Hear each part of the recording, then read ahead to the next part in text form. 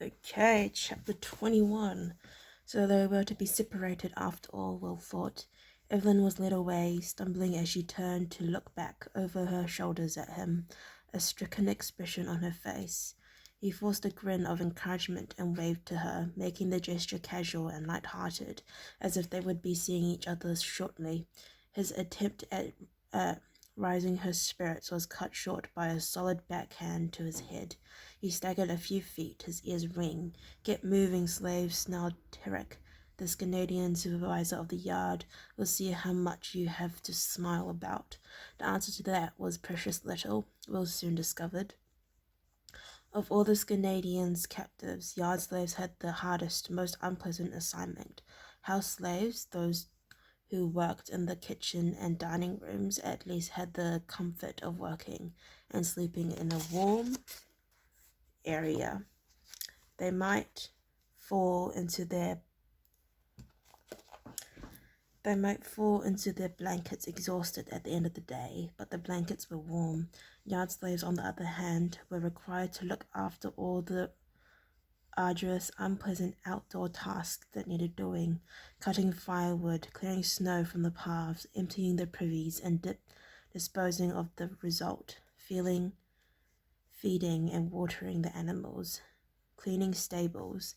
They were all jobs that had to be done in the bitter cold, and when the exertions finally raised a sweat, the slaves were left in damp clothing that froze on them once their tasks were completed, leaching the heat from their bodies. They slept in a draughty, dilapidated old barn that did little to keep out the cold. Each slave was given one thin blanket, a totally inadequate covering when the night temperatures fell below freezing point. They supplemented the coverings with any old rags or sacks they could lay their hands on. They stole them, begged them, and often they fought over them. In his first 3 days, Will saw two slaves battered to the point of death and fight over ragged pieces of sacking. Being a yard slave was more than uncomfortable. He realized it was downright dangerous. The system they worked under added to the danger. Tarek was nominally in charge of the yard, but he delegated that authority to a small, corrupt gang known as the Committee.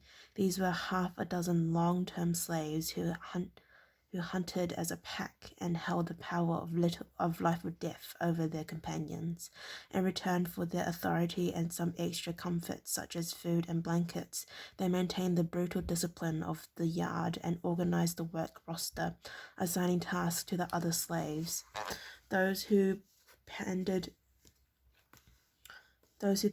to them and obeyed them were given the easiest tasks. Those who resisted them found themselves carrying out the wettest, coldest, most dangerous jobs. Turek ignored the excess. He simply didn't care about the slaves in his charge. They were expendable as far as he was concerned, and his life was much simpler if he used the committee to maintain order. If they killed or crippled the occasional rebel, it was a small price to pay. It was inevitable that Will, being the person he was, would clash with the committee. It happened on his 3rd day in the yard. He was returning from a firewood detail, dragging a heavily laden sled through the thin snow. His clothes were damp with sweat and from the melting snow, and he knew that as soon as the exertion stopped, he would be shivering of cold. The marginal rations that they were fed would be little to restore his body heat, and with each day he could feel his strength and resilience fading a little further. Bent almost double, he dragged the sled into the yard, heaving it to a stop beside the kitchen, where house slaves would unload it, carrying the split logs into the warmth of the massive cooking ranges. His head spun a little as he straightened up.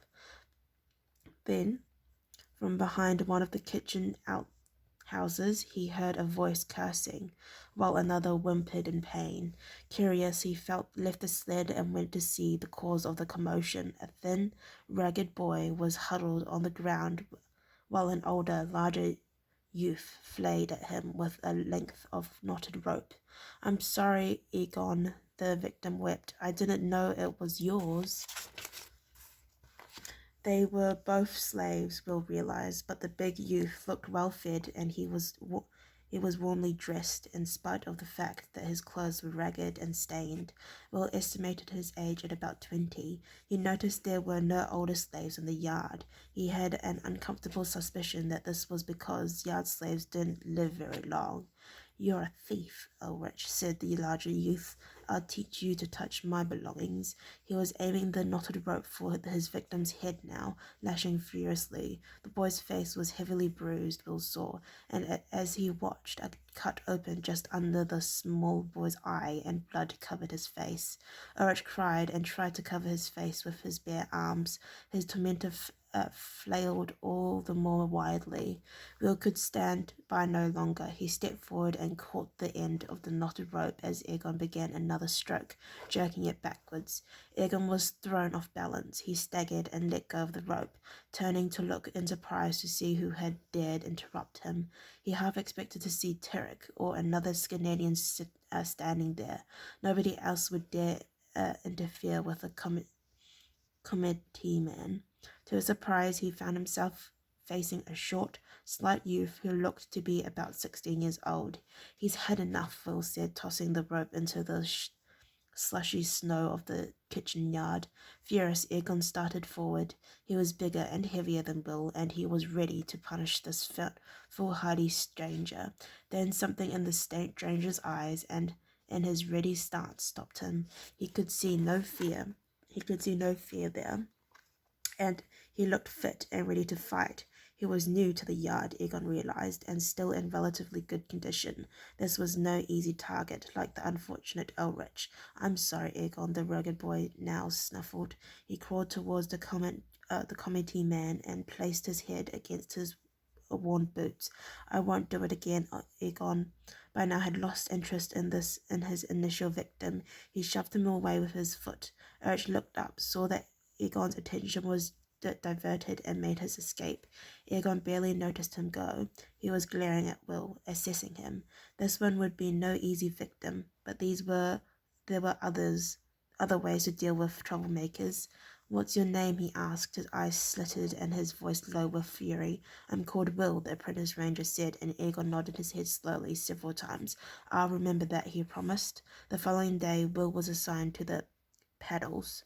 The paddles were the most feared work assignment among the yard slaves. Helshon's fresh water supply came from a large well in the center of the square, facing Ragnar's lodge. As the colder weather set in, the water in the well, if left untended, would freeze over. So the Canadians had installed large wooden paddles to constantly agitate the water and break up the ice before it froze solid. It was a constant grinding job, heaving on the crank handles that turned the clumsy wooden blades in the water. Like snow cleaning, it was wet and cold work, thoroughly debilitating. Nobody lasted long on the paddles.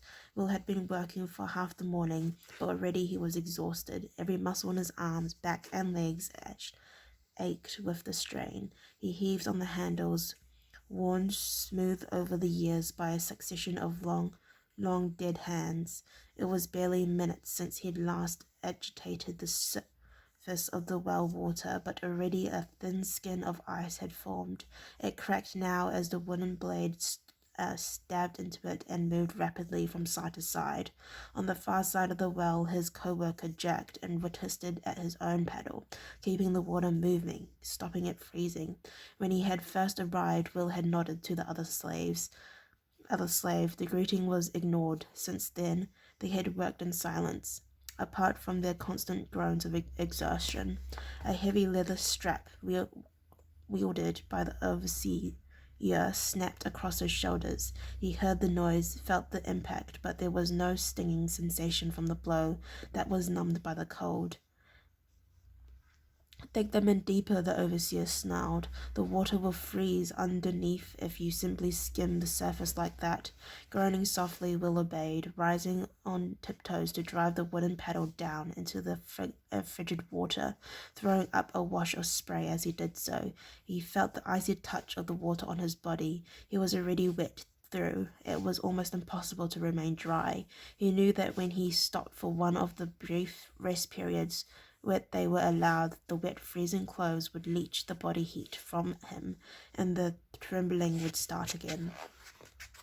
It was the unstoppable shivering that frightened him most.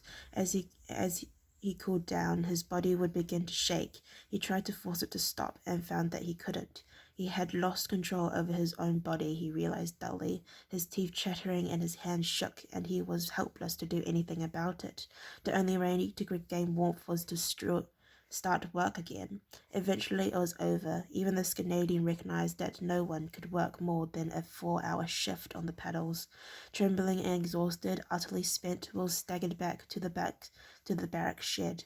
He stumbled and fell as he approached his assigned sleeping space and lacked the energy to rise again. He crawled on hands and knees, lodging for to the mega warmth of the blankets.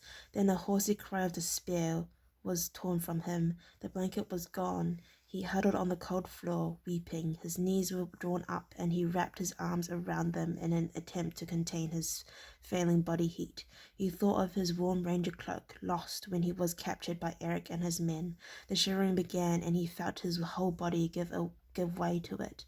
The cold burrowed deep into his flesh, reaching right into his bones, right into the very soul of him. There was nothing but the cold. His world was circumscribed by the cold. He was the cold. It was inescapable, unbearable. There was no slight flickering of warmth in his world. Nothing but the cold. He felt something rough against his cheek and opened his eyes to see someone leaning over him, spreading a piece of coarse sacking over his trembling body. Then a quiet voice was in his ear. "Take it easy, friend. Be strong now." The speaker was a tall slave, barbed and unkempt, but it was the eyes that Will noticed. They were full of sympathy and understanding. Particularly, Will drew the sketchy clothes closer around his chin. Heard what you tried to do for Ulrich," said his savior. "We've got to stick together if we're going to make it in here. I'm Handel, by the way." Will tried to answer, but his teeth were chattering uncontrollably, and his voice shook as he tried to form words. It was useless. "Here, try this," said Handel, glancing around to make sure they were not observed. "Here, try this," said Handel, glancing around to make sure they were not observed. "Open your mouth." Will forced his chattering teeth apart, and Handel slipped something into his mouth. It felt like a bundle of dried herbs, Will thought dully. "Put it under your tongue," Handel whispered. "Let it dissolve. You'll be fine." And then, after a few moments, as his saliva moistened the substance under his tongue, Will felt the most glorious, liberating sense of warmth radiating through his body. Beautiful warmth that forced the cold out, that spread to the very tips of his fingers and toes in a series of pulsing waves. He had never felt anything so wonderful in his life. The trembling eased as successive waves of warmth swept gently over him. His tight muscles relaxed into a delightful sense of rest and well-being. He looked up to see Handel smiling and nodding at him. Those wonderful, warm eyes smiled reassuringly, and he knew everything was going to be all right. "What is it?" he said, speaking awkwardly around the sodden little wad in his mouth. "It's warm weed," Handel told him gently. "It keeps us alive." And from the shadows of a far corner, Egon watched the two figures and smiled. Handel had done his work well. Okay, thank you for listening to read chapter 21. If you'd like to listen to read chapter 22, then please stay tuned and I'll see you next time. Bye-bye.